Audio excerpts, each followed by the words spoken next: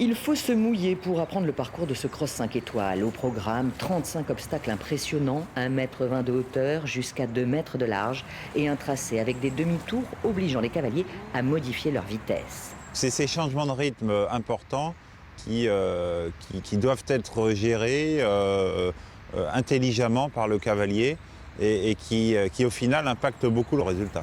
Arnaud Boiteau et son cheval Coriano s'élancent demain pour la 4e fois sur ce cross, une expérience précieuse pour détecter les difficultés comme sur cet obstacle combiné. La distance, et on le sait parce qu'on l'a vu il y a 2 ans, incite les chevaux à quitter l'axe que les cavaliers leur ont trouvé parce que la distance est un petit peu longue. Un risque calculé par Pierre Michelet qui imagine ce cross avec toujours à l'esprit la sécurité. On y pense tout le temps. Vous voyez, quand on dispose nos obstacles, on dit cet obstacle il va pas bien en début de parcours, il vaut mieux mettre ça ou ça.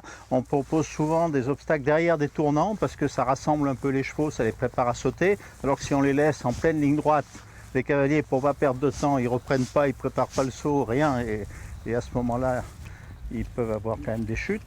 Mais la meilleure des précautions pour le Landais champion olympique Mathieu Lemoine, c'est de garder la tête froide. Il faut savoir quelles sont ses limites, savoir s'arrêter à temps, avoir un peu cette lucidité et pas se laisser griser par les enjeux ou l'adrénaline du parcours. Et voilà, pour moi, on se met en danger quand on oublie cette limite-là. Avec ses 45 sauts en 6 km 400, ce spectaculaire cross palois promet des émotions fortes que nous vous proposons de vivre demain en direct. Ce sera à 14 h sur notre chaîne Noah, visible sur les box et sur Internet.